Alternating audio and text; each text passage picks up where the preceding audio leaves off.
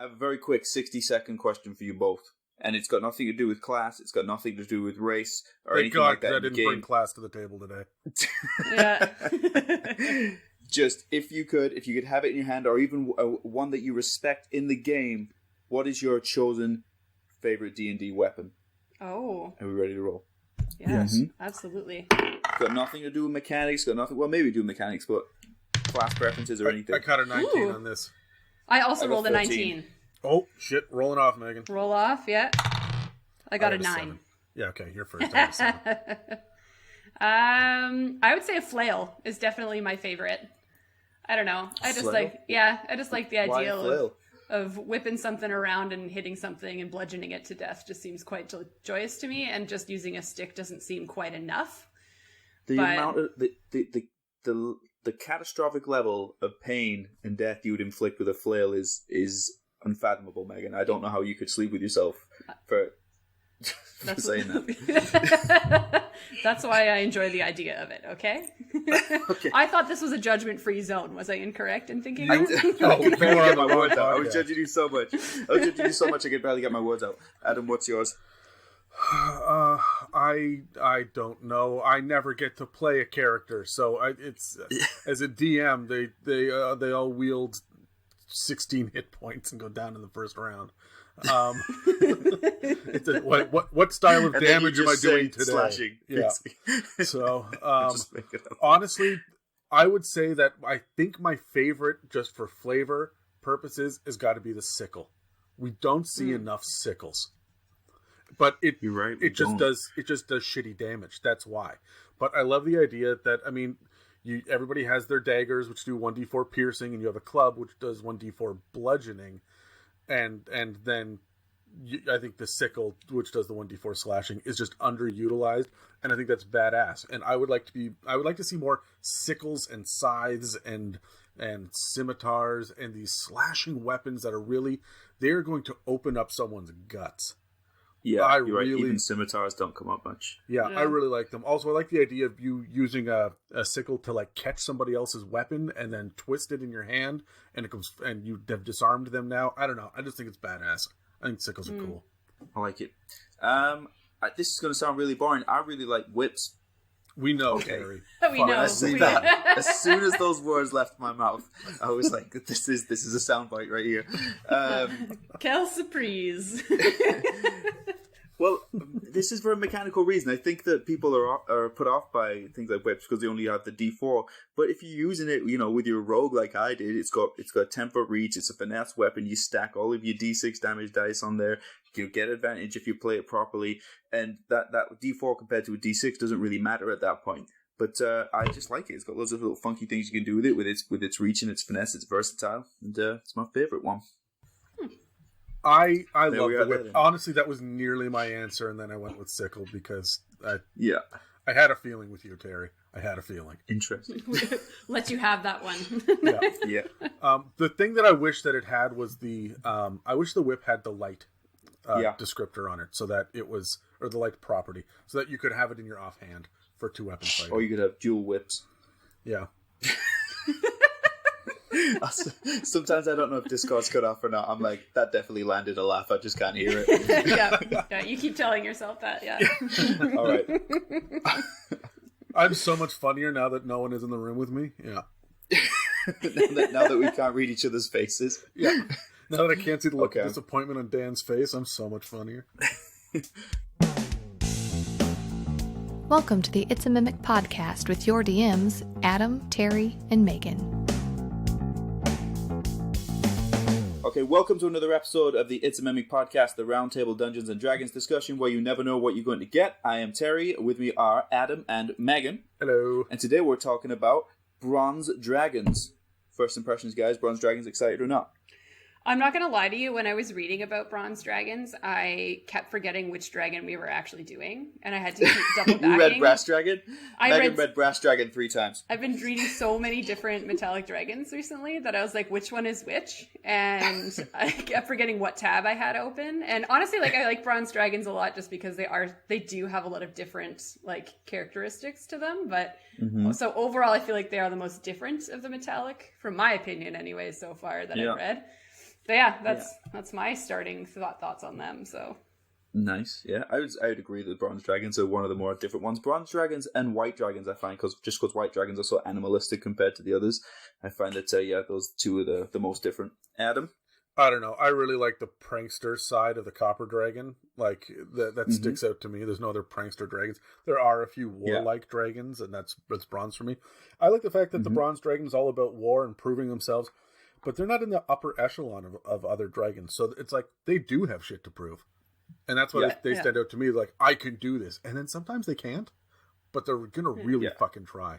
These are the guys that use hard work over, innate talent, right? Yeah, and then when they're successful, they're humble about it, which I think is what I like the most about them. This dragon strikes me as the dragon which is always the general, but it's like never the king or never the emperor, but always playing that general kind of role.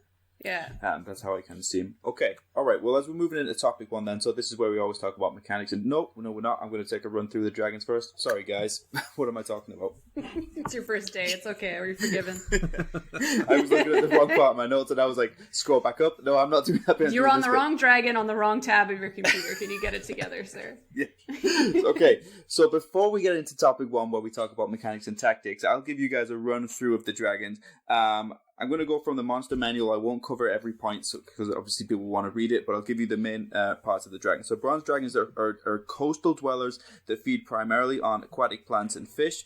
They take all forms of friendly animals to observe other creatures of interest. Typically, we hear about metallic dragons switching to humans or humanoids, but for mostly animals for these guys. Okay, so their appearance is a ribbed and flute crest defines the shape of a bronze dragon's head.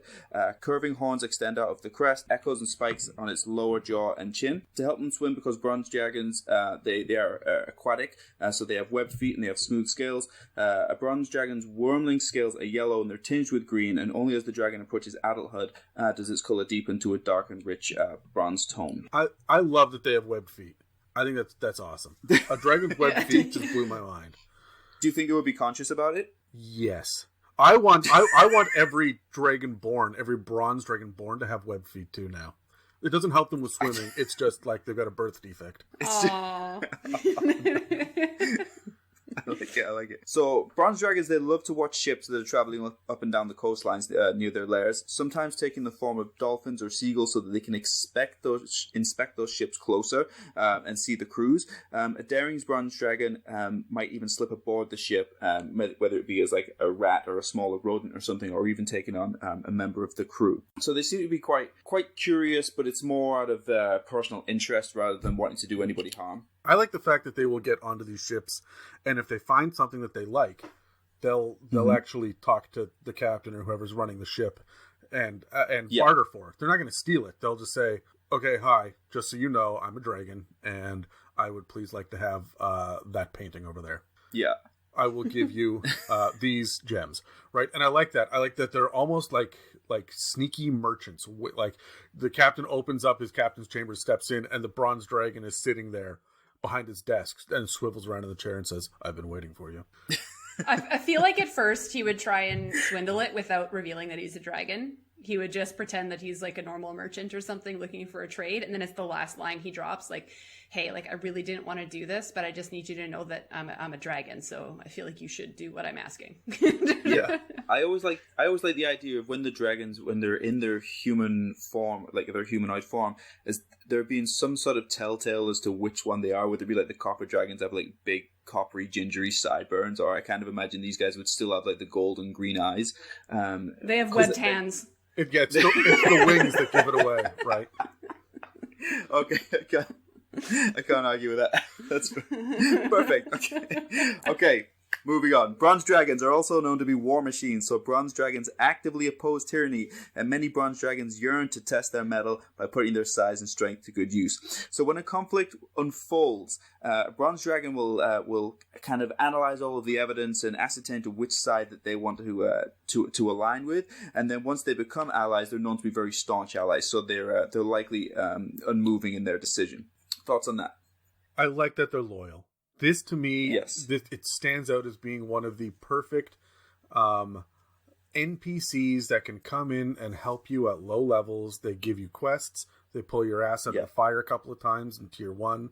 they're a friend in tier 2, and then in tier 3, you got to go rescue them, right? Like the fact that they're so damn loyal and they're focused on combat means that they're the only ones that I can really see showing up in a dungeon to help you out. Yeah. And when you've got those types of NPCs and allies, it gives the DM room to get much more creative and much more aggressive with their dungeons, knowing that you're going to have that stronger NPC like this to help the party. It lets you get a little bit crazy if you want a more exciting game. Yeah, I feel like you can go in any direction if you want to. Like, you could even go the comedic relief side of it, where it can get really annoying that they're so dedicated to your cause. Like, because they also state that like their dedication is unwavering, right? So if they decide that this is the way that it is, like, their alliance won't change. But if your team goes through a change and their alliance shifts and like, okay, never mind, we're going to go do this, I feel like the dragon would get really confused. He'd be like, wait, you told me that we were doing this because it was a good cause because of X, Y, and Z, and now you're telling me I have to do this? Convince me. The NPC is the one asking, are we the baddies? Exactly, right? Are we the bad guys? The question every D&D party asks. Okay, they have well-organized wealth, so bronze dragons loot sunken ships, and they even collect colorful coral and pearls from the reefs below them. When a bronze dragon pledges to help an army wage war against tyranny, it asks for nominal payment. If such a request is beyond its allies' means, it might settle for a collection of old books on military history or ceremony idol commending their alliance. So a bronze dragon might also lay claim to a treasure held by an enemy that it feels would be safer under its protection. So a few different ways of making deals there and dealing with humanoids. What are you guys' thoughts on that? I like the fact that I read somewhere that they actually eat the pearls. So like they like pearls because they like to eat them and consume them because they're delish. That's weird, ridiculous internet speculation. I've been hearing that rumor forever, but I've never found that in any edition of a book. It may be out there. Someone's going to yell. I agree. That's why I was like, I just think it's super really, far-fetched. Yeah, I think it's ridiculous and fun for the right kind of campaign. But I also like the idea that, every once in a while he needs some money, so he just goes into the outhouse and then comes back a few minutes later with some pearls. I don't like the idea of the dragon eating the pearls because that means how confusing is that for the party when it comes out the other side and it looks like a 4-foot Malteser. I'm not interested in that. Yeah. It's not a puzzle I want. The thing that I like about the wealth is its allies can't pay. This is the one that doesn't get angry. It doesn't hold a grudge. It says, okay, well, what can you do? Tell me, what do you have? I'll work with you. Yeah, let me work with you. I'm trying to help you. I'll put you on a payment plan. We'll make it there. Yeah, because it's the greater good that matters to this one, right? More so than really any of the others. This is the one that's like, you know what? You need to pay me something. Here we go. He's the guy that's like, look, just give me a copper piece so we can say that there was a transaction here so that I can help you out. Yeah, or maybe just go kind of Negan and only kill one. No. Lawful good, Terry. That's too... Yeah, lawful good. Dedicated to the cause. All right. Well, let's talk Lairs. So Bronze Dragon Lair will typically be in coastal caves. So the dragon might salvage a wrecked ship and reconstruct it within its chambers. And it can also use its treasure vault to nest its eggs as well, which I just found interesting. I typically imagine their lairs of having lots of like underwater entrances and lots of areas where you will be submerged in water to get there. So I find that these lairs are probably going to be very challenging to enter. I'll get you guys' thoughts on that in a second. I just want to say the lair action. So the dragon creates a fog as though it had cast the fog cloud spell. The fog lasts until initiative 20 on the next round. Also, they have a thunderclap that originates at a point the dragon can see within 120 feet of it. Each creature with a 20-foot radius centered on that point must make a DC 15 con save or take 5 or 1d10 thunder damage and be deafened until the end of its next turn. You guys have thoughts on the lairs? I think that's weak. We've seen some really crazy cool shit, especially with the chromatic dragons in their lairs. Right. Where there were like mazes and it was a green dragon. You had to like push, if you were to push through the thorns and the brambles, you're taking all this crazy damage and it's slowing you down. And this one is just, you may lose 1d10 damage or be deafened until the end of your next turn. It's so short. The fog lasts until like for one round, right? So it's weird. I want the fog to last longer. I want the deafened to last for a minute, right? Yeah. Like I just want more from this. I'm fine with the effect itself. It's just the durations kind of suck. Yeah. I mean, I think that I do agree. It'd be nicer if it's your lair. The duration of what happens in your lair should be extended. But I do feel it kind of plays into the fact that he is not a violent dragon. And he technically, in my mind, is probably one of the more boring types when it comes to being overly luxurious when it comes to its lair. Like we've talked about these other dragons where like tall pillars, carvings, stones, all of these things to make their lairs look beautiful and gorgeous to the eye of the beholder when they come in. Whereas I think these dragons are the modest creature where they don't really care what it looks like. I don't know if you guys would agree with that sense, but like it's where I live. I don't really need it to look beautiful because I don't want them to know how rich and famous I am, because I'm not rich and famous. Yeah, they do feel more pragmatic. They're not going to be as showy. But I don't agree with the fact that they're not violent.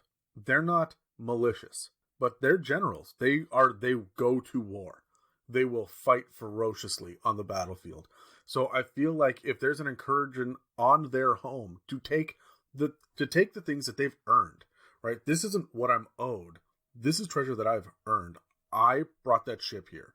I fought with that army and got that payment, right? These are my things that I've earned, and have someone else kind of infiltrate and try to steal their stuff. I can imagine them getting pretty pissed off.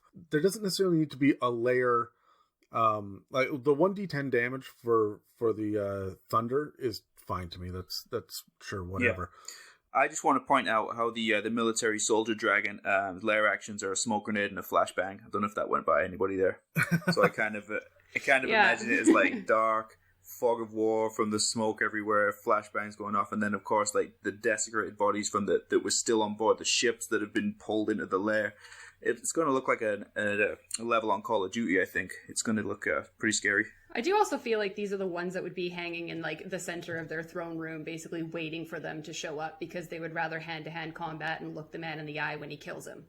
You know what I mean? That's how I see They're going to have a last stand. Like, you know, like if they have to fight and they're going to get violent, and these guys are, like they can kill someone with a single swipe like any other dragon. But I feel like these are the ones that instead of, technically, if they have to kill, they're going to want to look them in the eye when they kill them. Like more melee style as opposed to killing them with their lair. I love the idea of them sitting in their throne room waiting, because I like the idea of the party rushing in and the bronze dragon is sitting there just like fingers in like the little tent, right? As he sits there waiting for them in the throne, and he stands up and he says, "I will give you an option. You send forth your greatest warrior, and we will do this man-to-man combat, or I will turn into my dragon self, and I will take on the whole party. Yeah. Which way would you like to do this?" And I think there's a weird honor to these guys. I think it's a lot of fun. Yeah, I like it. Okay, let's touch on regional effects then. So the region containing a legendary bronze dragon's lair is warped by the dragon's magic. So once per day, the dragon can alter the weather in a 6-mile radius centered on its lair. The dragon doesn't need to be outdoors, otherwise the effect is identical to the control weather spell. Underwater plants within 6 miles of the dragon's lair take on dazzling, brilliant hues, and within its lair, the dragon can set illusory sounds, such as soft music and strange echoes, so that they can be heard in various parts of the lair. Super creepy. You are really kind of painting this Davy Jones scenario here, Terry. I see them. I had this image, and go with me on this. Go with me on this, because it depends on whether or not you want to do like the serious general type, or I like the idea of like basically anyone who went through Vietnam. Think of what the personalities are like in like Apocalypse Now, but done on a very kind of Pixar level. So it's like Planes 3 Apocalypse Now. You kind of stare at him and he kind of zones out, and there's like helicopters and machine guns and screaming kids going, but it's also kind of lighthearted as well. I feel like it's Cars 4, but it's Back to the Farm and it's Apocalypse Plow. It's like, I mean that like he would be like the hilarious character exactly where his name would be something really long, but just call him Sarge. That's what I'm seeing with this one. Yeah, you could definitely play it that way. I also see that it could be this scary coastal dweller as well, or almost a knight, right? That is standing there in his gleaming bronze armor, almost like Roman bronze, and it's standing there in the war council. Basically, you're paladin of the dragon family. Yeah, but it could. This guy could really go a lot of different ways. There's a lot of options for a bronze dragon depending on how you want to play him. Okay, well, let's go through their characteristics here then. So let's touch on the Wormling first. So armor class is 17. Yeah, please touch standard my hit points first. of 32. Sorry, couldn't hold that one in. It cut out for a little bit. And you said, I heard touch my wormling, and Megan laughed, alright? So I'm moving on. Okay. Speed, 30 feet, fly, 60 feet, swim, 30 feet. Okay, so starting with the wormling, their strength and the rest. So 17 for strength, 10 for dex, 15 for con, int is 2, wisdom's 11, charisma is 15. Saving throws are dexterity +2, +4 for con, +2 wisdom, +4 charisma. Skills, perception, stealth. Damage immunity is lightning. And for their senses, they get blind sight 10 feet, dark vision 60 feet, passive perception of 14, challenge rating 2, and they know draconic, of course, as a wormling. So they're amphibious, so this dragon can breathe air and water. And their starting actions, they get their bite, their breath weapons, which are lightning breath. The dragon exhales lightning in a 40-foot line that is 5 feet wide. Each creature in that line must make a DC 12 dexterity saving throw. Standard damage is 16 on a failed save and half as much on a successful one. They also have their repulsion breath. The dragon exhales repulsion energy in a 30-foot cone. Each dragon in that area must succeed on a DC 12 strength saving throw. On a failed save, the creature is pushed 30 feet away from the dragon. Okay, anything you guys want to touch on starting out there? Yes. First and foremost, the strength, con, and charisma being the most important stats for them really does stack with the idea that they're the paladins of the dragon world. Yeah. Also the idea that they got a swim speed, which is fantastic. I love that they've got the web feet. I wish the swim speed would be a little bit faster, but I'm okay with 30 feet for now. Mm-hmm. My big thing is that I just had to look it up. They're amphibious because of course they are, but I'm like, wait a minute, other dragons were too. And not every dragon is amphibious. If for the metallic dragons, it's only brass, bronze, and gold. Copper and silver are not, which surprised me. Right. So, like, I like that we're, like, I know that the green and the black are as well, but I don't remember if, I think, and white, but I don't remember if blue or red are. I can't remember. I don't think blue is. I gotta look at, well, blue's dragon, or desert, right? Yeah. Red is not, because they're up in the mountains. I was looking at it now. Blue is not either. So there we go. That's actually a great advantage for the gold dragon, who's of the four most powerful kinds of dragons. They can breathe underwater, right? So they could, in theory, drown their opponents. Yeah. Mm-hmm. So moving on to the young bronze dragon, then you're going to see a little increase in the armor class to 18. Hit points are going to go up to 142 as standard. Stats are going to increase, but you're still seeing the strength, con, and charisma being their main three. What we're going to add now is a new language, so common, and we also get the multi-attack now, so bite and claw for their multi-attack. So I believe it's 1 bite, 2 claws. We're going to see increases in DCs for their lightning breath and repulsion breath. I never feel like there's much to say when they move to young. I don't know if you guys have any thoughts on it here, but it's just everything beefs up a bit. Yeah, and that's usually kind of how that goes. But I do feel like with this one, I just wanted to like dive into. This one doesn't get a lot of the language options that its other metallic brethren get. So I'm just imagining this being the dragon and like the metallic group where they start speaking in random languages, and this dragon is just rolling his eyes in the corner, like, of course, because they know I can't speak it. Like, or maybe if this is like the proud kind of military officer dragon, maybe they would just pretend like they can, and then just poorly repeat the last word of everybody's sentence and nod along. Just laugh when everybody else is laughing, but they know that he doesn't know why he's laughing. Yeah. I would say the one big mechanical boost here that is kind of hidden is the repulsion breath, because now you get pushed 40 feet away, which is more than your movement, right? With the wormling, it's 30 feet, so you get pushed away, but then on the next turn, you walk right up to them again. But for the young dragons, unless you're dealing with monks or rogues or barbarians, you're gonna, or the ranger that has cast whatever stupid spell on himself, you're gonna have trouble getting back to them. This is gonna be a ranged fight for a lot of people. Yeah. Yeah, it's a great point. Okay, so moving on to the adult bronze dragon then. Hit points will go up 212 for standard. Armor class goes to 19 now. So we're going to start to introduce legendary resistances, so they get them 3 times a day. If they fail a saving throw, they can choose to succeed instead. We get frightful presence at this point. Quick reminder, just in case you haven't heard the other dragon episode, so each creature of the dragon's choice that is within 120 feet of the dragon and aware of it must succeed on a DC 17 wisdom saving throw or become frightened for 1 minute. A creature can repeat the saving throw at the end of each of its turns, ending the effect on itself with a success. If a creature saving throw is successful, or the effect ends for it. The creature is immune to the dragon's frightful presence for the next 24 hours. Lightning Breath, Repulsion Breath, DCs will increase, and it's the adult bronze dragon where we now get changed shape, so the ability to change into small creatures or humanoids, and you get your legendary actions now of the attack, tail attack, and then the wing attack for 2 actions. Team anything? Yes. One, we didn't really mention that, the multi-attack kicks in for the young dragons as well. So you go from 1 attack to 3, which is a big difference, right? I love the Frightful Presence for every one of the dragons. This is standard that it shows up when all the legendary stuff does. And I love that it's part of the multi-attack. You don't have to pick or choose. Yeah. You see a lot of the same mechanics now. The wing attack, the tail attack. We add the tail at this level. The breath weapons are getting more and more powerful. Repulsion Breath is now pushing someone 60 feet away, right? And we're seeing the DC to avoid this stuff, the DC strength for the DC 19 strength now, DC 19 dex for Lightning Breath. All these numbers are going up, which is a lot of fun. It just occurred to me now that, because you focused on Frightful Presence there for a moment, Terry, do you guys think that with the Frightful Presence, he's got to learn how to be scary? Like, do you think between young and, like, you just picture a young dragon standing in the mirror going, rah, rah, rah, like...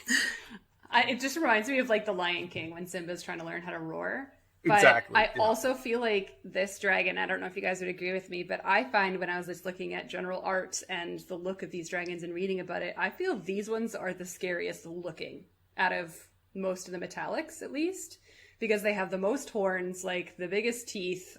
Their wing stance is different from the rest of them. And then they've got their webbed hands and feet. Like, these guys, in my opinion, are probably one of the scarier looking ones.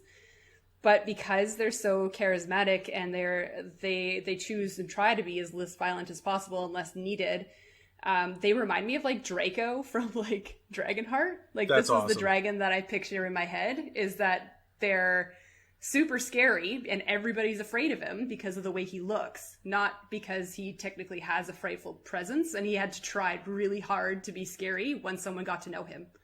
Right? Yeah. I feel like that's how I feel this dragon would be specifically, just because of how he looks. I got a buddy like that in real life. I got a friend, Mike, who stands at like 6'6" or taller. He's utterly massive. He works out. He's ripped. He's got like this big goatee on him, and he is just the gentlest person in the world. And once you get to know him, he is just, when he tries to tell an offensive joke or something, he blushes and shit. Like, he can't get it out. He's just the nicest, sweetest guy. But people avoid him. Like, strangers avoid walking on the same side of the street as him when he walks down the road. Like, that's tragic. That's tragic. So, hey, Mike, I know he does listen to the podcast. So I'm like, hi, bud, good luck. He doesn't play D&D. Honestly, he just supports me. So, he doesn't play D&D. I'm not even joking. He's just like, hi, Adam, listen to the podcast. Real good this week. Thanks, man. Aww. Mike, you should play D&D, because then you get to sit down and all your problems are halved, really, at that point. Everyone looks a similar height when you sit down. Yeah, but he can't play D&D because he physically can't sit at tables. He's like the fucking Goliath at the halfling house, right? Like, really? Oh, yeah, no, his knees, like, hit tables. He has trouble in restaurants. The man is a man. He can sit on the floor. We should kill him for being wrong and against God. Mike, we're going to have to kill you, I'm afraid. It's been decided. I think he might be one of the original Greek titans left behind. Anyways, do you guys think that they do it with change shape too before they turn adult? Where they're sitting there and they're like, okay, all right, I'm going to turn you into a human. And they're standing there in front of the mirror going, huh. No, wait. Humans have smooth skin and they're just trying over and over and over again. Oh, which side do the thumbs go on? Oh. Yeah, exactly, right. Like, your instinct. I really enjoy the idea that these guys are sitting there. I can look like a dragonborn, but I can't get all the way human yet.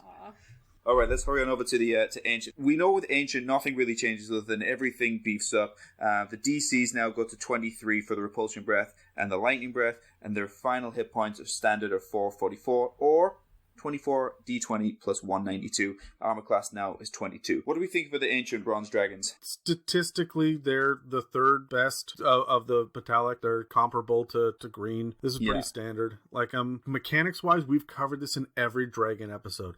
The numbers go up, but the abilities are the same.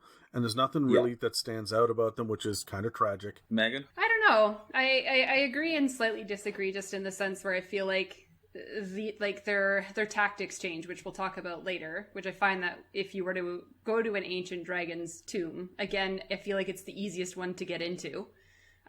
Just tactics wise, especially even if it's an ancient dragon, it's one of the easier tombs or crypts to get into or whatever.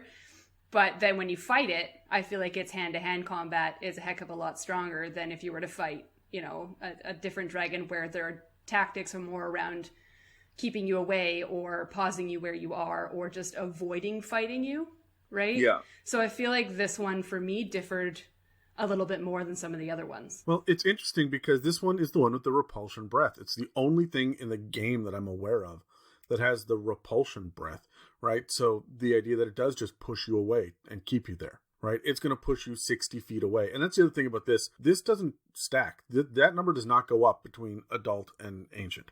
60 feet is the max that it goes. It doesn't at adult. Yeah. I see them as being the only fight when necessary dragon, right? As much as they do want to prove themselves, they want to prove themselves in the honourable way in battle. Mm-hmm. So they're the only one that I see, like, the rogue steals from them. They turn into their dragon self and they put their foot on the rogue's chest and they stomp him into the ground, but they don't squish him. It's not damage. You're just grappled. And then he tries to talk sense into you. Why would you steal from a fucking dragon? I see them as being calm and straightforward. Yeah, I would agree. I feel like they can fuck you up. They just choose not to. Yes. These really, they really feel more like NPCs than monsters. So I see that what you said, they're pinning, not damage, but grappling as being just part of their rules of engagement. They're trying to restrain you before taking any violent action against you. Yeah, it's implied too with their bartering that they're willing to settle for less if that's what you can afford, right? So they are willing to use reason and to see past. These are not the emotional dragons. These are the ones that I think if they would get angry, they would go back into their quarters and they would close the door quietly, and then you would hear smashing, and they would come out and say, I'm better now. They never want to reveal their emotions, truly. They just... all of my temper tantrum elsewhere. But a good general does not crumble in front of the troops, right? Like that's this guy. No, but I feel like this dragon also solves like the overzealous barbarian issue. Like if you have a party with an idiot barbarian who is going to run and attack this thing, it's not going to attack you back right away, right? Yeah. Like the barbarian's going to run in and he's going to be like, "I'm sorry, let me just excuse you, back it up, give me a sec, like what's happening," right? And I feel like this is a good teacher for a lot of first-time D&D players of sometimes it does help to pause and talk to your kobolds before you attack them, right? Mm-hmm. So I feel like hearts and minds, right? Hearts and minds. So I feel like this one is definitely like a good teacher for some players. Just saying. The other thing that I want to point out as far as we're talking about its overall combat ability and whatnot, if you look at the art in the monster manual, between all of the metallic dragons, this is the only one that has tatters to its wings. Yeah. Which tracks for me for not only swimming, water's thicker than air, obviously, it's got a bunch of shit floating in it. It's going to just take damage being in and out of water all the time. But also, it's battle hardened. This guy has probably got tons of scars. And his wings have got holes in them. And he can still function. It doesn't affect his fly speed, but he's been through shit. You can tell. By the time that he reaches ancient, he's been alive for how many hundreds of years? He's seen some wars. Strangely, his wisdom's not the highest. His charisma's high. But I feel like he would be one of the wisest. I would play him as being one of the wisest anyway, of the metallic dragons. Yeah, I feel like this is the Goku of dragons. Like, wants to be the best, but won't boast about being the best. Will always fight the same person over and over again if they get stronger, because they want to prove that they are strong as well, right? Like they will go into battle for proving themselves, right? Yeah, so. I'm with you. Okay, so let's roll some dice and do what we do in just a second. So finishing up with topic one here, I want you guys to touch on whichever of these points you want to. So a favorite mechanical aspect, a favorite tier for combat, go-to combat maneuver, and if you have a good one, an unorthodox usage. You guys ready to roll? Yep, absolutely. Yeah. Let's go. I got 19, son. 13. I got a 4. You got a 4? I get it. So you guys can just listen to me for another 5 minutes. Perfect. Okay. Favorite mechanical aspect I want to touch on is the fact that this is an amphibious dragon, but because it's a very military-like dragon, I imagine it to be a very strategic thinker and very tactical in its approach. So that amphibious portion of this dragon is going to come into play a lot. I imagine underground tunnels with very little breathing space, or areas to come up and get your breath, winding tunnels, a little bit of a maze, and an area where if it comes to combat, this dragon can control the area. So a go-to combat maneuver for me would be, because if you want to come and get me, I'm forcing you to go underwater, is combining Repulsion Breath with Frightful Presence. If you're in water, getting above them, repulsing them down to the bed of that river, and then Frightful Presence so that they cannot move closer to you. Don't know what you guys' opinions are on those, but that's mine. I feel like he would have to decide that you are worthy of dying. Like, that is like an insta-death mechanic, in my opinion. So, like, you would have to have gone to the point where he's like, nope, you're an evil, bad person. I'm going to kill you, and this is the easiest way that I can do it. Yeah. Or maybe just let you up in that final 6 seconds, let you up so you can float to the top and then catch your breath, just to show that they have beaten you, and if they wanted you dead, you would be dead. It's their version of waterboarding. He doesn't even need to let you die. You just have to go unconscious, and he will go down and pick you up and bring you. Like, he doesn't want to kill you. He's just subduing you, right? He's going to keep the barbarian down to the 2 death saves underwater, and then go down again. Yeah, and an unorthodox usage I wanted to throw in there as well after that was I like the idea of him having some sort of position or responsibility in the kingdom. So they're coastal dwellers. They're in the coastal cliffs. So I imagined him being in charge of, like, customs and border patrol or something, and seeing the ships on the horizon. Then he flies out and then changes shape and lands, and everyone knows that he's the person that inspects the ship and tries to find the smugglers and stuff. I could he shows up, he polymorphs, he swoops down, everyone braces for impact, and then suddenly there's a loud thump, and there's a human standing there in bronze armor with a clipboard going, yeah, what wares are you bringing in? Yeah. I love it. Who's next, Megan? Yeah, me. So I was trying to think of something similar to try and solve the issue of that their lairs are technically the easier ones to get into. So I kind of wanted to try, like, a combat maneuver / unorthodox use is combo the lightning bolt and the fact that they're surrounded by water. So right. I'm almost imagining all of these underwater tunnels come into a layer where it's surrounded by a moat of water and there's just a dry patch of land in the center. And then, so you can't escape, he, like, basically lightning bolts the water around you. So if you touch the water, you will be injured, die, or be stuck in the water. So he almost traps you in there with him. And so you can't escape. And then that would be his way of having his hand-to-hand combat, and you can't run. Right? So if he is going up against you in the sense that he wants to prove himself to you and he doesn't want you to escape, like, that would be a good tactic to kind of hold you in or keep you out, right? Because you can't get through the barrier of lightning to get in, or you have to think of a creative way to get in. And if you figure out a way to get in, you are worthy of talking to him. Yeah.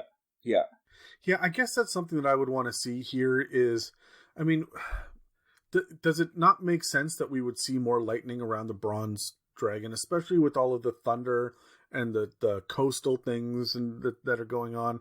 I like the idea of there being, like, arcing electricity, or you can smell ozone in this area.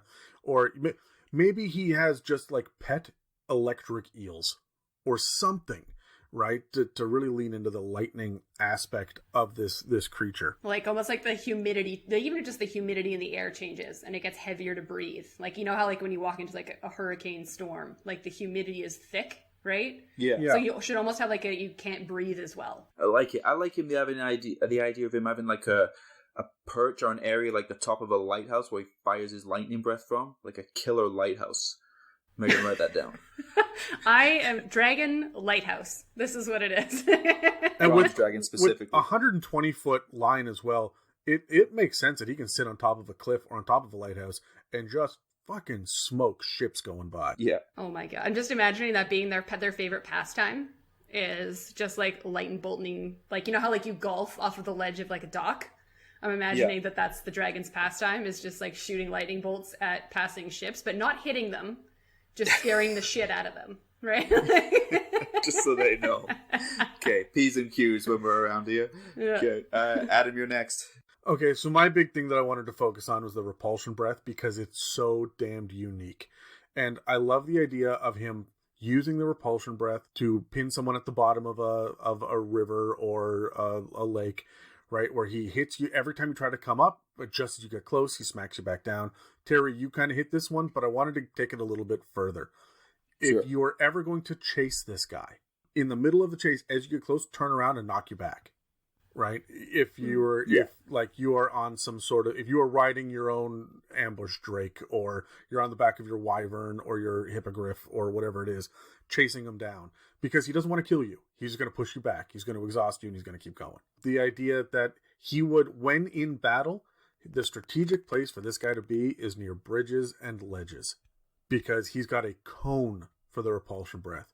So he's just going to walk up to that battalion that's coming at him and knock everybody on the left off the ledge. And now he's just wiped out a quarter of the people coming at him. Like his big thing is going to be, in the movie 300 where they've got like the sharp cliff on the left and like that goes up, and sharp cliff on the right that goes down, and they're just like, that's an ideal place for him to be, and he'll hug the cliff so that he can push people off of it while he's fighting the others with his hand-to-hand combat, right? I think that makes a lot of sense.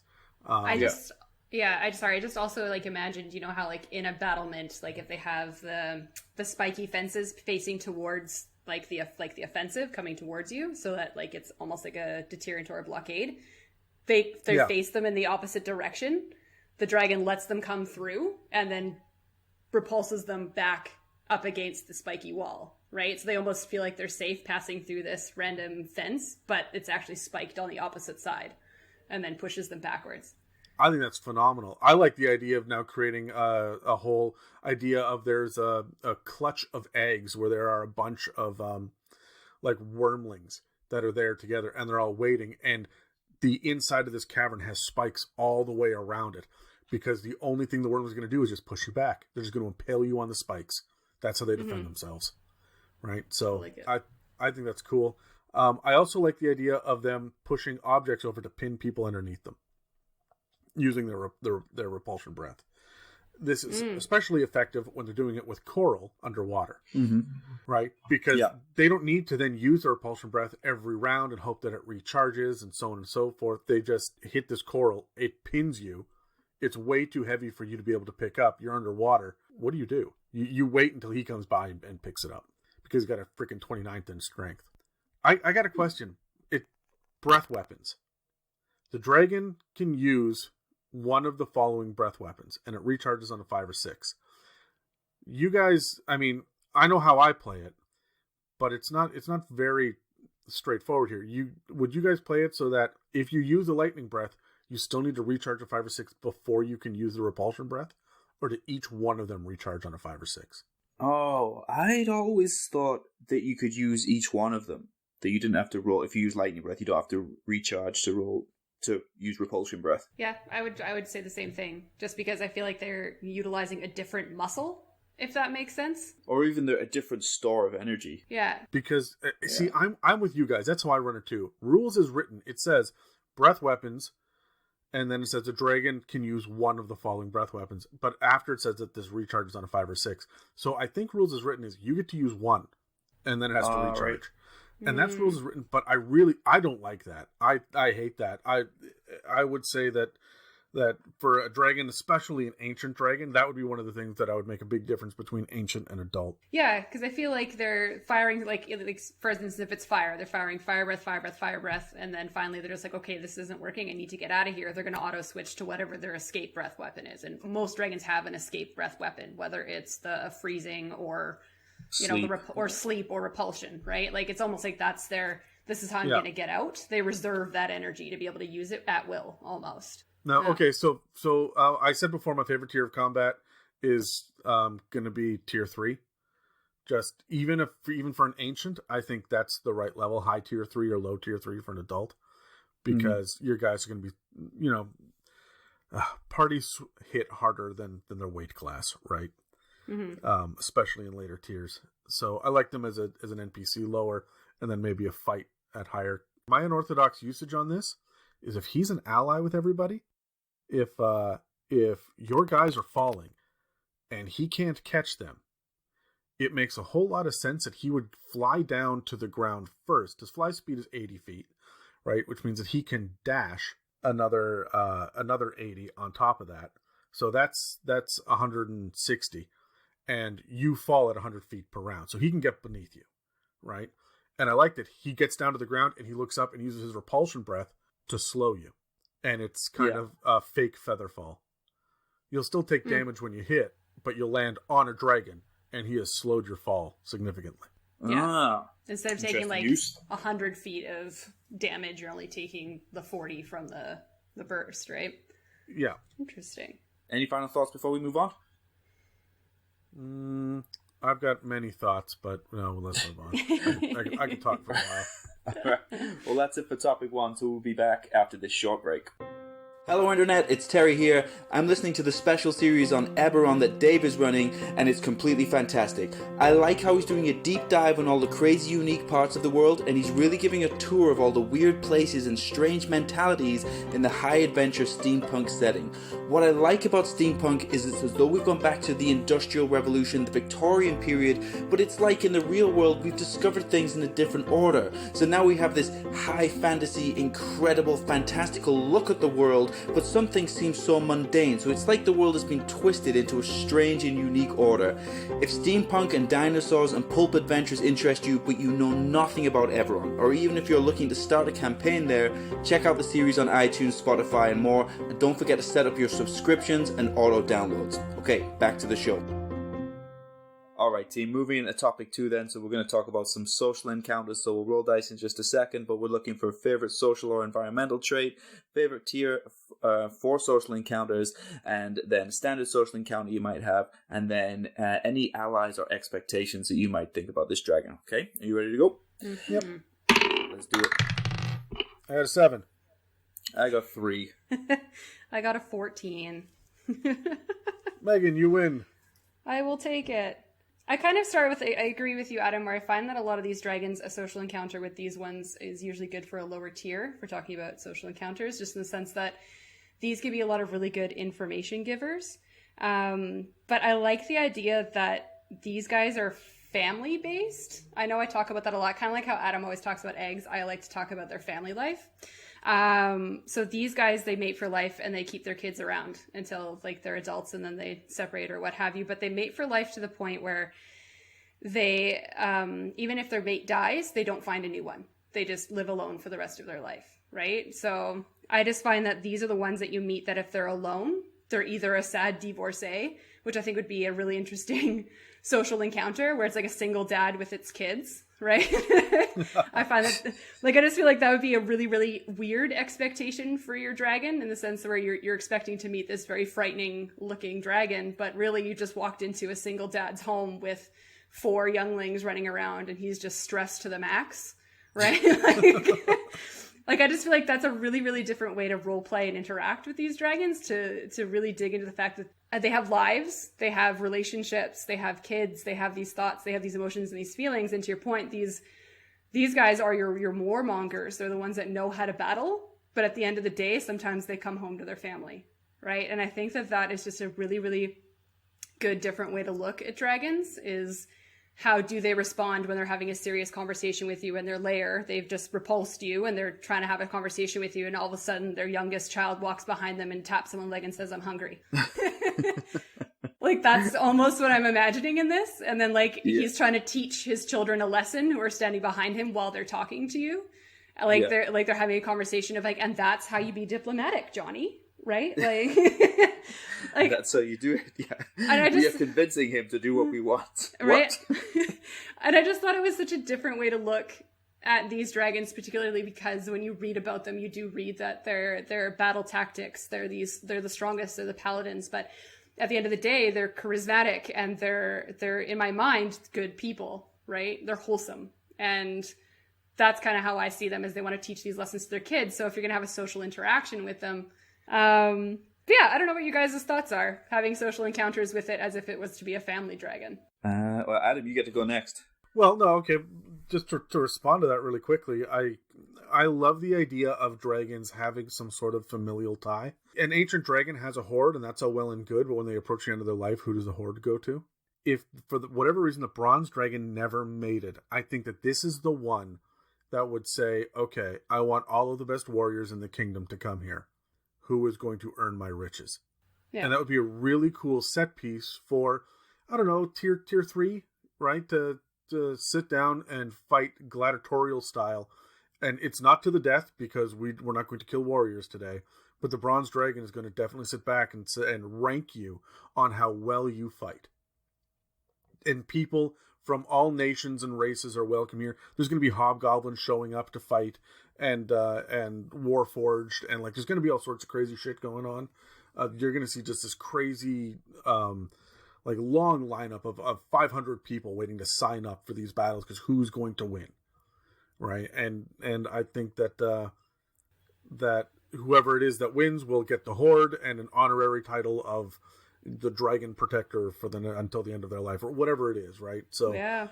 So I like the idea of them being concerned about their succession as well. Yeah, I feel it. I like the idea of these dragons coming in tier 3 when you're starting to get into a really heavy part of your story arc where everything's starting to ramp up a little bit. And I like the idea of the challenge being for this NPC is not a combative challenge, but it says right there in their lore that when a war or a huge conflict is about to start, they weigh up their options, they weigh up their judgment of either side, and then choose the side that they want to go with. I feel like a huge task for a party here is to convince a dragon to go one way or another, with various quests or whatever you want to do, side quests, to provide evidence for that, or to try creative different ways to get around this challenge of defeating this dragon, if you will, but leaning more on the skills of some other players, not just stab.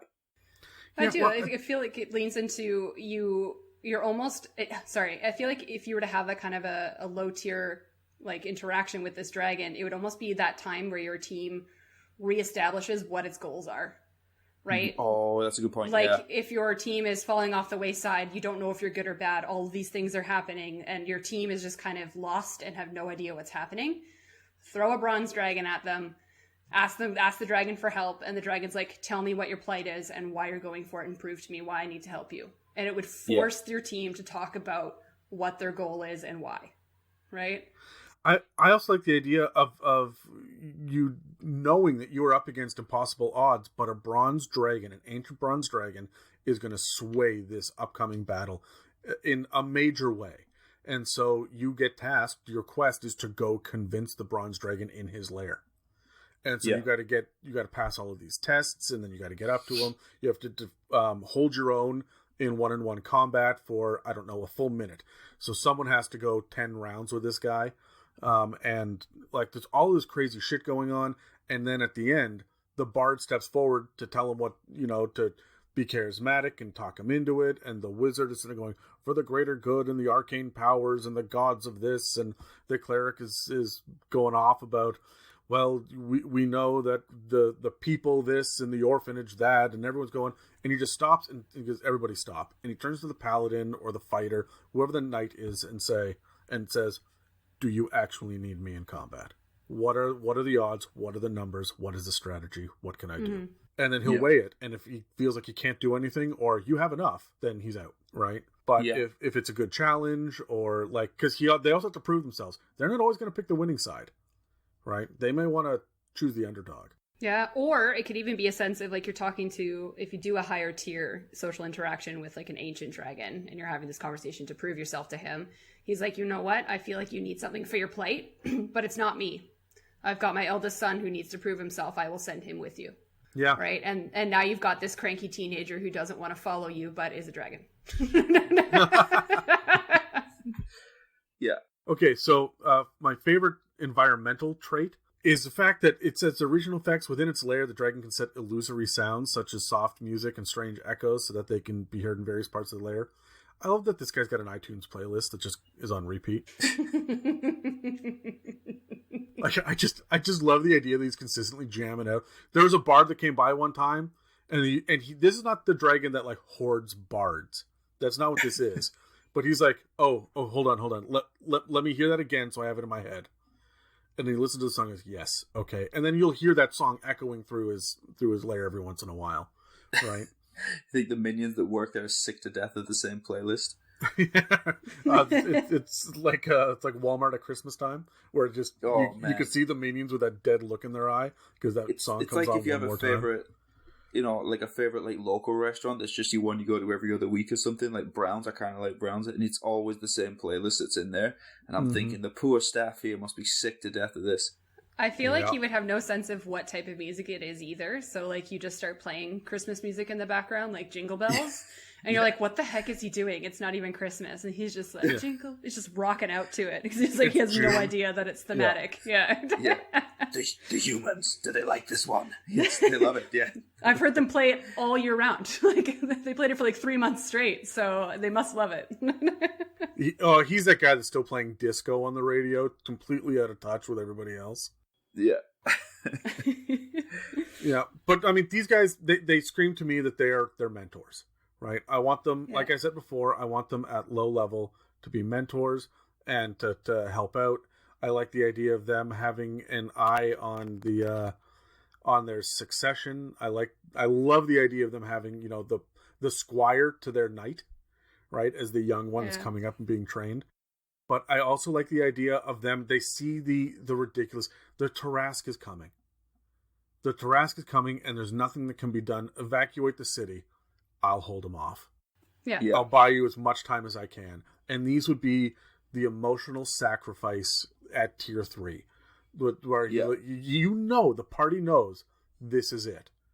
Say goodbye. You're never seeing this character again. And then you can watch in the distance from the mountain pass as everyone, disappears into the hills. You can see the Tarrasque eating the remains of the bronze dragon friend. Right? Like that's how this goes in my head. I really like this as a tier 3 emotional sacrifice or combat, because you guys done fucked up one too many times, and this guy is loyal to the cause, not to you. Right. So I love the idea of the party trying to escape and seeing the dragon fall into the burning city. The lightning breath still going off every 6 seconds, and then it's every 12, and it's 18, and then there's just that last one, and then there's no more. Yeah. Oh my god, Adam, you almost made me cry. Oh, I love it. All right, it's time for a short break. Hi everyone, it's Adam here, and I just wanted to return the little favor that Dave gave me not that long ago.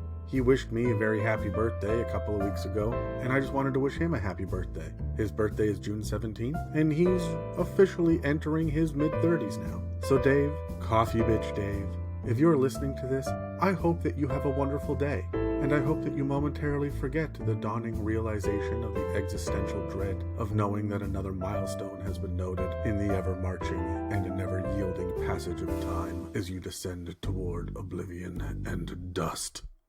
But seriously, have a wonderful day and keep on smiling. Now back to the episode. See how I left that emotional moment really quickly there, because I didn't want us to dwell on that. So I don't want to actually feel emotions today, says Terry. Nope, not in my schedule. Not until Sunday. Well, you know that the next time you see Dan, he's going to have to give you a hug now. Oh, God. Dan's one of those characters, actually, which kind of looks like he could be a Hell's Angel, or like he used to be, but then he got turned away from it for a better life. That's what he looks like. When in reality, Dan, and I know that he's going to listen to this, so I think he's going to laugh at this, but Dan was raised as the nice, happy little Christian boy who dabbled with Meatloaf on the radio, and I've listened to Metallica. I just outed you, Dan. Deal with it. Yeah. 10-1, this gets cut. All right, okay, so moving on to topic 3, let's talk campaign usage. So we'll roll in a second. We're going to talk about when to use as a big bad evil guy, when to use as a set piece encounter, or when or how to introduce worshippers. Okay, ready? 3, 2, 1. Let's go. Oh, God, fucking hell. 8. Oh, so did I. I'm rolling off again. Come on, let's do this. Roll off. I got 8. I got a 15.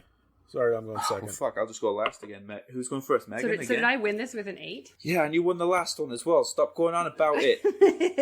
I love it. Fucking hell. Comes on the item. She never stops mouthing off when we finally get into the episode. Well, she just wants to be like you, Terry.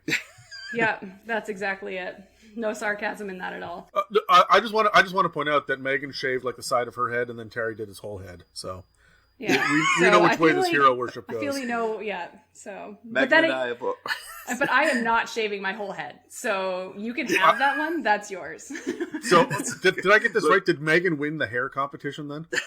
At this point, yes, I did. So it's official. I feel like she was always winning a little bit. I feel like I'd come in with something good and she'd just do what I was doing, but better than me with a shaved side. It's like the thing where Terry shows up with like a single braid going on and Megan shows up with cornrows. Yeah, you're like, damn it. I'm such an extreme emotional person as well. I didn't even know I was going to shave my head that day. I was just like, I'm sick of this shit. Boom, gone. Did you start at your ankles and work your way up? Yeah. Well, that was easy. I mean, I was past my nipples before I had to stop. So, right, Megan. Anyways, can I get into this now, or are we just going to keep making fun of Terry? Please.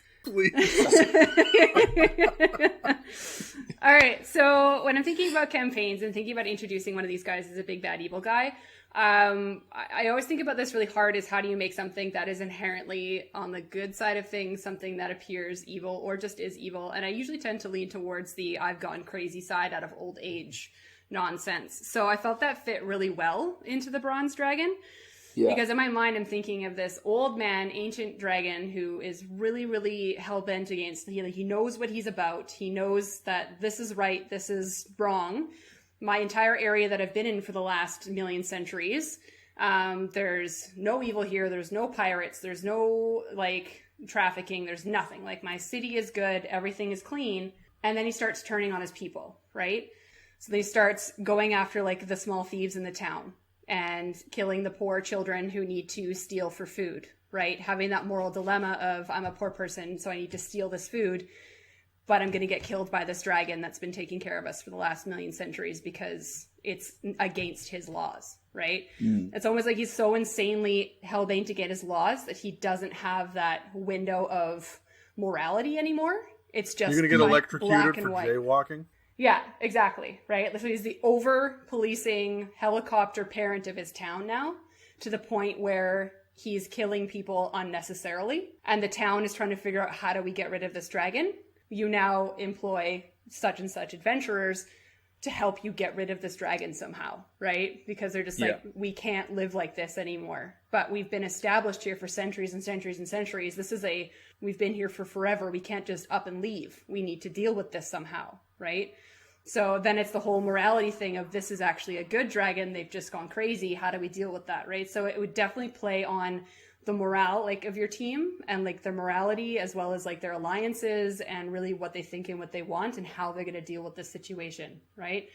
So that's kind of how I thought I would introduce a dragon like this as an evil guy if you're playing a good campaign.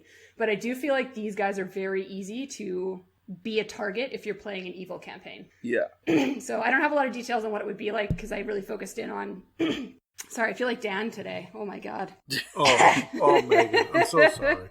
I know. But yeah, that's kind of how I thought of... What do you guys think of that? I like it. It's kind of like you've gone full circle. It's okay, I couldn't swing this way because I've got to be good aligned, but if I go all the way good and come all the way back around again, that's kind of where you get to. You get into that lawful stupid perspective, right? That everyone hates the paladin for doing, right? Like the paladin won't even execute a bandit on the side of the road who just killed the rogue, right? Yeah. So everybody else is sitting there mad and rolling their eyes because the paladin's like, no, we uphold the law here, right? And so fucking worst character ever. The paladin that won't even let you loot the crypt after you've killed all the skeletons. Yeah. This doesn't belong to us. Yeah. It's what the hell are we playing this game for? Yeah. If I kill it, I get its stuff. What are you... Exactly. Who's next? That'll be me. Here's what I got. When to use it as a big bad evil guy? This is when the Bronze Dragon has gone to war and just keeps going to war over and over because there have been slights against it. He's got his own kingdom. These are my people and I protect it. These are my borderlands and I protect them. But you guys keep doing your shit at my border. So I have to keep pushing my border and giving law and I am expanding my territory to bring peace to the area. But in doing so, he's just descending the landscape into chaos, right? The consistent war and all of the casualties and whatnot. And you don't find out until much, much later that this whole thing started because he is famous as being the only bronze dragon to have defeated a red dragon, which is way outside his weight class. He shouldn't be able to do that. And then you find out much, much later that he had allied with a green dragon who's still whispering in his ear. And this is from Lord of the Rings, King Theon with Worm Tongue working at him. Oh, yeah. Yeah. Right? And so I really like the idea of him being so righteous and so upfront and loyal with the green dragon twisting it in his ear. I like it. That's my big this is how you have a big bad evil guy. And in the end you probably don't fight Bronze Dragon, you probably fight the green dragon, right? But you'll have to go through the Bronze Dragon to get to him. Yeah. Right. But I feel like that would be the challenge for your group is, do they dig in deep enough to find out that the green dragon is whispering in their ear, or do they automatically go and just kill the bronze dragon and then later on find out about the green dragon and then feel like shit because they killed this bronze dragon for almost no reason? Well, that's up to your players to see how much. I know, but I feel like that's a really good way to play it because the result is so different, right? It's so polarized, and it would really teach your team how to dig in a little bit more, right? Yeah. So can I swap it for a second and do something that's, because that's really heavy, and that's great, like end of the campaign reveal or battle. I want to flip it. I would like you to have now bronze kobolds follow him around, and he doesn't want these craven little cowardly bastards following his every move, but there are so many of them, and they're doing their best. They're just so annoying, and they call themselves the Holy Order of whatever his name is, because they worship him as a god, and they're always doing the right thing, but it's in their nature to like also eat babies. They'll eat the baby, but they'll give you a baby cow instead. Like we replaced it. There, we're even, right? Okay, we're good. Yeah, justice. And then off they go. And they've got this weird little morality, because kobolds are not going to really be able to understand the loyalty and the strategy and the lawful good nature. So they're applying their own ridiculous chaotic shit, and the bronze dragon is consistently like chastising them. Oh my god. And I just love the idea of him being so annoyed with them. How many times do I have to tell you not to masturbate in public? Oh my god. Right. And just like and like that level of shit all the time. I love the fact that you were volunteering at the orphanage, but fuck, stop masturbating in public. Especially if you're at the orphanage. Yeah. What the hell? So like I really love the idea of the ancient bronze dragon just like tolerating these fucking kobolds that worship him.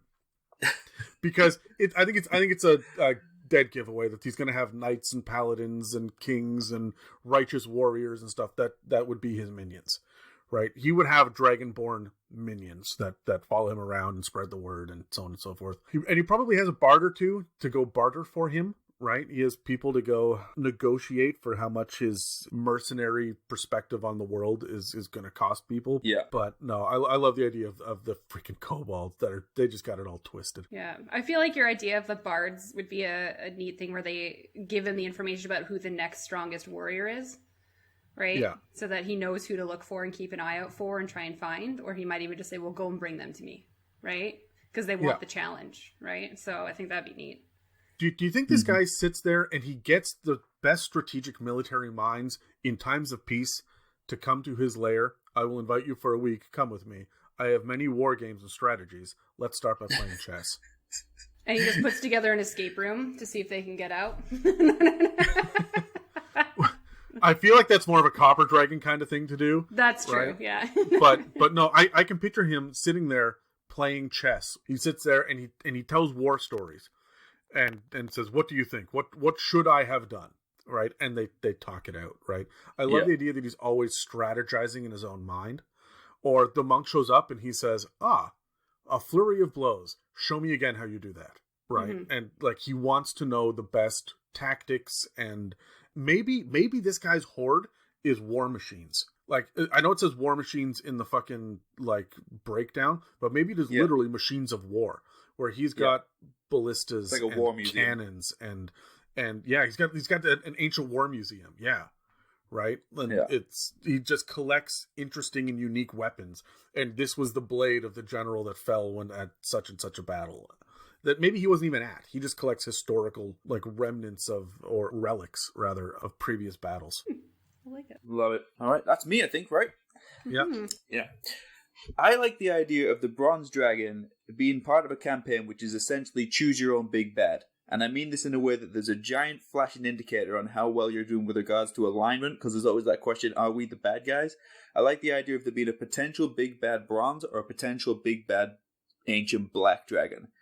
And depending on who is trying to ally with you or whose good graces you're in should give you a real good indicator of where you are as a party on that alignment chart. So that question of, are we the bad guys, is answered when the bronze dragon shows up and says you have been judged to be evil or whatever, or source of tyranny, and then they start coming after you. So I want to use them as a giant indicator of alignment. So if the bronze dragon's coming after you, then yes, you are the bad guys, and essentially you're just an NPC in his campaign of D&D because you're the thing that he's trying to defeat. So I like this.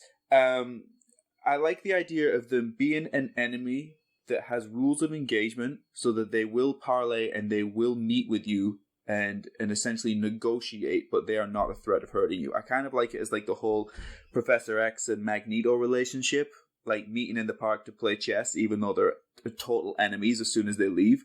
I like the idea of bargaining for ceasefires, swapping prisoners of war, him giving you an opportunity to give back certain lands as part of a political deal. I like this as the enemy that you're not just defeating by hit points, but kind of strategically in other ways. I really like that. I also like, one of my favorite things to picture, and I've never brought this up before, but one of my favorite things to picture is if all 10 dragons are sitting around a table talking and they're trying to negotiate peace and what each one of them is doing. Like you picture the white one like leaning in the corner or like pacing back and forth ready to have a fight. Right. Yeah. And the copper one is just laughing at whatever the blue one says just to piss him off. Right. Yeah. And the gold and the red are sitting there trying to talk calmly, but the red just keep freaking out about shit. And when you guys just shut up, we're working here, right? And on and on. And you can just picture the bronze dragon standing by the door with his great sword, his hands like on the pommel of it, just waiting. The one in the shadows, like in the corner, that you forget is there sometimes. Well, I think that's the black one. The black one is probably hiding in the shadows. Well, he just has a hood up with a dagger, though. Like, let's be real. Okay. That's fair. Do you think they're dumb? Do you think you can play them dumb? Right? Honourable but stupid? Their intelligence is not high. Like, compared, their charisma is, right? So, like, it might be hard to fool them. But I also feel like you might be able to get one over on them. Well, I mean, if you know what their goals are and what their, alignment is in the sense of what they want, you can use that against them because they're so dug into their presence and what they want that if someone comes up and you can use it against them. I think you're going to have a hard time deceiving them or tricking them in person. Their charisma is still pretty good, but I think with regards to intelligence and maybe because they're going to think more strategically and military-like as opposed to maybe intrigue and deception behind the scenes. So in that fashion, yeah, I think you probably could. Mm-hmm. Like I feel like they would know if you're lying, and they'd be really good at understanding what the strategies of other kingdoms are going to be. But if you were to walk in and say, I heard a rumor that these guys are over here doing this, and we know that the prince is doing that, I think you would just take it at face value. And you would say, yes, okay, that makes sense.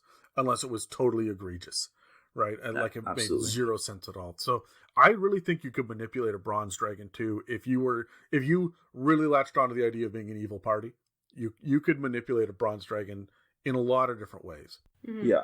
Awesome. Okay, well, we'll get to rolling one more time then. We'll get to our unique, creative character ideas. So if you guys are ready, we can do it. Yep. All right. Oh, 6. Got a 2. Well, my friends, I finally am going first with a natural 20. Yay! I think I've gone last every time. So let me say, honestly, I like the idea of the ancient bronze dragon that has been crippled in war. He's the old veteran, and he can no longer battle. All he can do is provide support. And so he's got all this huge trophy room full of weapons and all of these, like, I'm really digging now at the idea of the war machines that he has and magic weapons. And I think that this guy is a crippled veteran who's an arms merchant. And when you need to get the next item, and that's how he builds his horde. And he sits there, it's completely above board, it's honorable, but he essentially runs a gun shop. And when you need to go get the next, I want a +2 weapon, you don't go to the blacksmith. You don't go to a mage to enchant your weapon. you go get the +2 weapon from the bronze dragon. You know the price tag is this much. Yeah.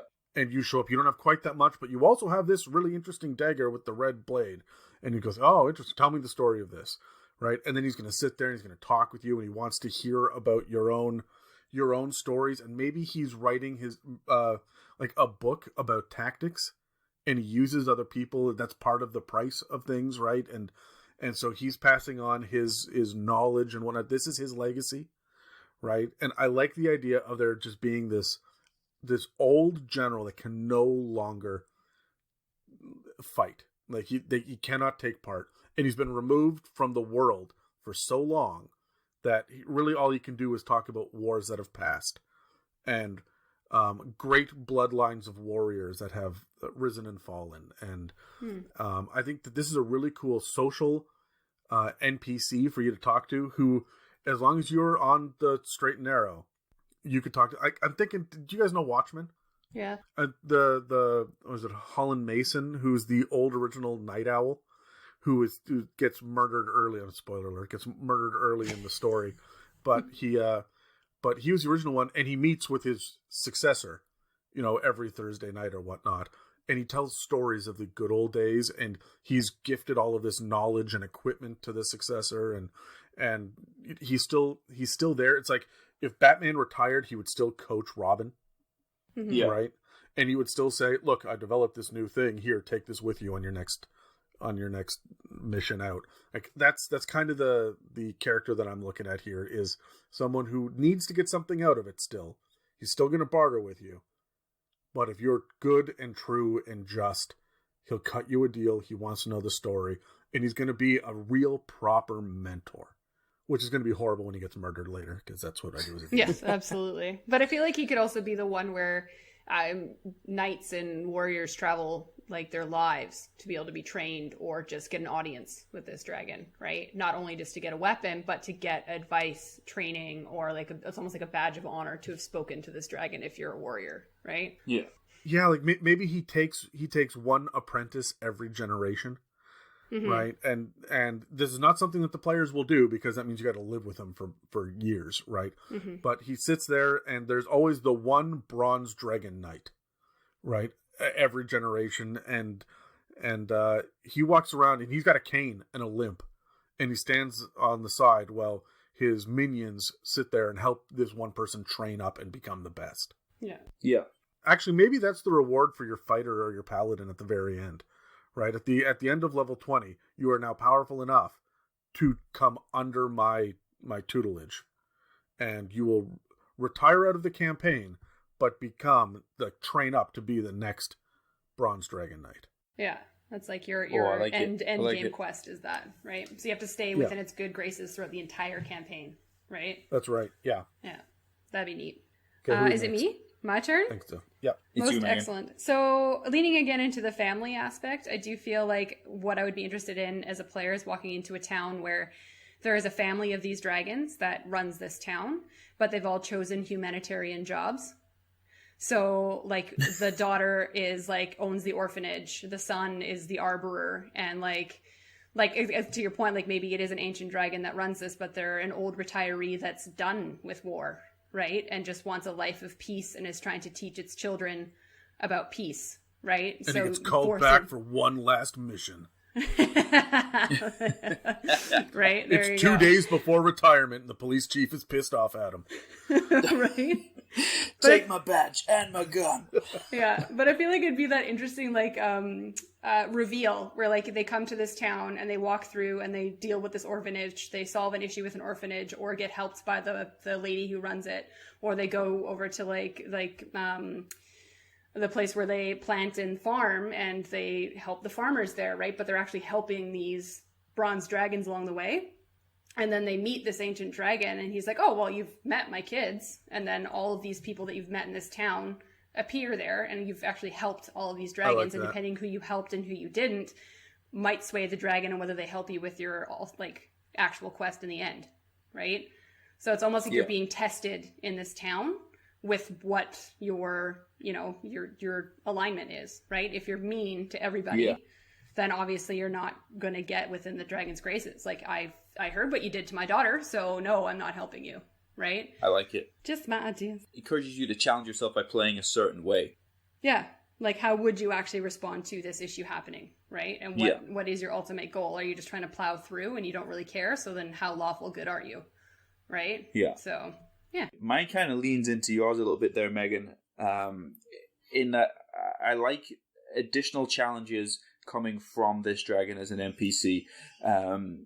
So I like the idea of maybe this dragon is appointed as almost like a UN ambassador type character, like a security council leader, where essentially if there's going to be any war or conflict or if there's any beef within the land, it goes through this person, and then they will decide whether or not you have the right to go to war with this person, what the rules will be if you do go. So I like the idea of you maybe saying, hey, I got beef with this beholder over here in this city or out wherever, and they'll say, okay, well, we have a good relationship with the people in that land, so if you go and fight this beholder, there could be no civilian casualties, otherwise it will cause this. Or okay, you can kill whoever you like, just no children. Or it's imperative that these people do not see you in this conflict, and so this needs to be a stealth mission. If you are seen, it will cause this. So the idea that this dragon is the person that you go to for who or what you can attack, and then the rules are put in front of you as like an overarching puzzle to that part of the campaign.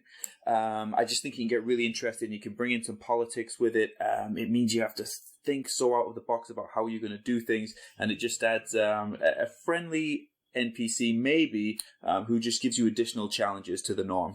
Yeah, kind of like that. It layers things, right? And it forces you to see what truly matters, right? Again, that morality piece of if he tells you not to kill any of the children as you're doing this, how focused are you going to be on that? Or does it happen by accident because you don't actually care? Right? Yeah, or you can go and do this thing in this tomb or whatever, but all of that treasure belongs to our allies. You cannot take any of it. And then just, of course, have irresistible items in there. Yeah, and that rogue is going to take it, right? And then you learn what the consequence of it is going to be. So yeah. I like the idea too of there being like you have to rescue all of the kids in the orphanage, and the orphanage, it's a nunnery, right? But there's like an orphanage attached to it, and they're slaughtering the nuns. Whatever it is, the orcs are in there, and the gnolls are just like they're fucking eating the nuns. Right, they're burning the place to the ground, and you've got to focus on the evacuation. That's your mission. Do not engage. Do not engage. Get those kids to safety. They matter more than the nuns do. Yeah. How much is that going to frustrate the barbarian who's going to run forward and engage? Right? Like, or the defend paladin yourself, who defend wants the to kids. save the nun. Yeah. Right? Yeah. Exactly. The cleric is going to fucking twitch. Right? I really like that. I like the mission focus that with the temptation to break ranks. Yeah. That's a lot of fun. And then consequences for it. Can I just say why is there an orphanage? Why is it always an orphanage? I'm very guilty of this, but there's always a fucking orphanage. Is it just like a death sentence? The moment that you procreate, you've got a fucking timer on you, bud. If I lived in the Forgotten Realms and I was an orphan, I'd just take my chances on the street, I think. There you go. Well, you want that urchin background, right? Yeah, exactly. I'm not going to an orphanage. It never ends well. Look, I'm going to turn to be 11 years old, murder my own parents, so to get that sweet, sweet urchin background later on, right? There you go. I did it on purpose. All right, team. Any final thoughts on Bronze Dragons before we wrap this sucker up? I like them. I really do. They are a unique flavor. They feel like the polar opposite to the Copper Dragon. The Copper Dragon is all about being a prankster and being up to shit, and I thought it was a load of fun. This is the other extreme on the good side, like on the good side of the spectrum, but they really do feel more lawful than any of the other dragons, right? That these ones are upstanding and good. I know Dan's going to have some shit to say about the Silver Dragon being the best dragon of all time when we get to it. There's a Silver Dragon? Yeah. God damn it, Terry. The spoiler alert. I know you've only gotten up to page 104 of the Monster Manual, but... He's getting there, though. What page am I on? Right. Hold on. 107? Did 107 is the ancient. I was fucking close. I was just guessing. So there we go. What is it? It's 109. There. Yeah, shit. Well done. Look at me. So, but no, I really these guys to me, they feel like the lawful good paladin dragon. Yeah. Yep. I don't know. I really like these guys because they're just wholesome, right? And I just generally really like lawful good and the good side of the charismatic scale. just generally as a person. So reading about these ones kind of made me look at dragons a little bit different, especially because this one does play a lot on the morality piece of your team. It forces you to really think about things. I find if you were to actually have a really good structured social encounter with these guys, you can play with it quite a bit. And I think that customizability would make them a really, really neat NPC to have in your team. So that's my thoughts. My final thought is this NPC is absolutely not an NPC that you can have that backstabs the party, because they will never trust you again. This needs to be a solid point NPC that they can trust, look to for guidance. They know they're never being set up. And then I think if you have that relationship in place, then you can kind of guide the party. If they're going off the rails a little bit, this will be somebody they trust to kind of bring them back. If they say, hey, go and do this thing, they will actually do it. I think it's imperative that you don't backstab the party with this person. Yeah. I would say the only way that I would pull the rug out from underneath the party with this is if you tell them that they've got to go quest towards the greenest of dragons or whatever it is, and there is no green dragon on the map, but they don't know that yet, and it's the bronze dragon. So they go in expecting an evil fight, but it's this guy and he's got green tinge to him, right? So that would be the closest way. But I mean, that's a positive thing. I'm subverting expectations, but man, that's so much better than fighting a green dragon, right? Yes.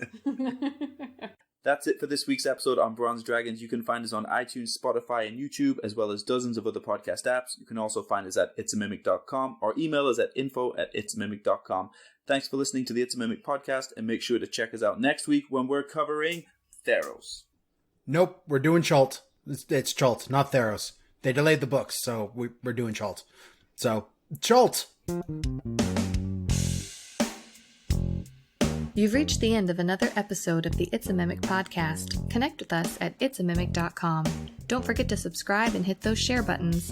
Thanks for listening, and see you next week.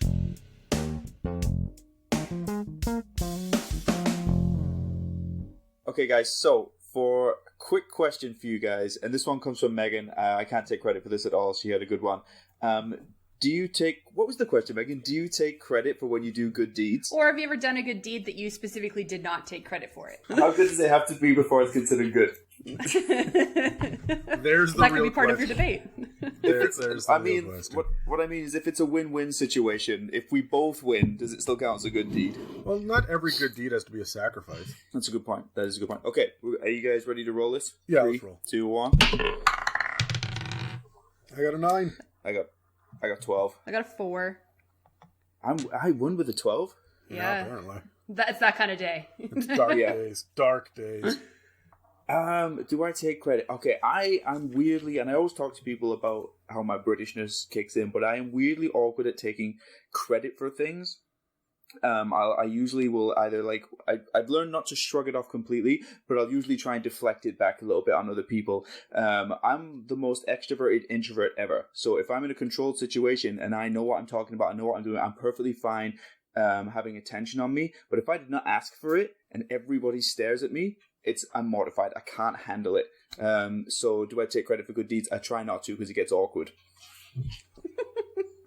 That's fair. That's fair. Yeah. I was totally one of those guys growing up that, like, if I did something good, I needed to be praised for it. It was not enough to just do something good. I needed the accolades that come with it. It's I got an A on this paper. Look, everyone, look at my A. Look at this. And I was very much that guy up until my early 20s. I got knocked down a couple of pegs pretty harsh, and then I ended up teaching kids acting and having a room full of 4 to 8-year-olds running around. Mm-hmm. You realize that not only are you not in control of any situation, but no one gives a shit about you. And that's okay. You can still do positive things, even though children do not give a shit about you. So, especially when they're not your kids, right? Like, your kids, they will appreciate you in their own weird little ways. They'll come over and give you a hug. But you're like, oh, hey, look, no, I fixed the problem. Everybody gets toys now. They just take the toys, look at you, and go, finally, fuck, and turn around and walk away. I'm like, okay. I like it. I like the 2 different perspectives there. I like it. It's nice. I don't mean to get totally female on this one, but in my mind, I was thinking about when you were talking, Terry, about, you know, just taking praise in general is really awkward. And I feel like as a young woman, I was taught at a young age that if you accept a compliment, it's a negative thing. You always have to deflect it. Really? Yeah. So if someone compliments you, that might just be Canadian, though. That might just be a Canadian thing. Maybe. But and it also, when you say it like that, it doesn't sound healthy, does it? No. It's just like, if you're like, oh, well, thank you. It's like, okay, well, you think that you're a good person? It's like, well, okay. I mean, whoa, sorry. I'll back it up then. Let me backpedal a little bit. No, I'm a terrible person. I'm sorry. But no, I like, now as an adult, I don't know. I feel like I'm a very hardworking person. So every once in a while, just being recognized for hard work in general feels nice. Yeah. But when it comes to the day-to-day compliment taking and like, thanks for your help and you did a good job, it doesn't seem necessary, if that makes sense now as you get older. So I'm with you. You don't need it day to day, but everybody likes their name dropped in the speech at the Christmas party. Yeah. At the word, it's okay. Thanks to these people. Thank you for including me in the list. Didn't want to be number one, but I'm happy being fourth. I'm all right with that. Secretly, if you're not on the list, you talk to that Joe Schmo over in the corner, like, I can't believe that wasn't on that list. Like, yeah. I helped them, but that's fine. Last time I do anything for him. Yeah, I'm never helping them ever again. Yeah. Okay. Thank you for listening to an It's a Mimic production. Okay, you're done. Get it.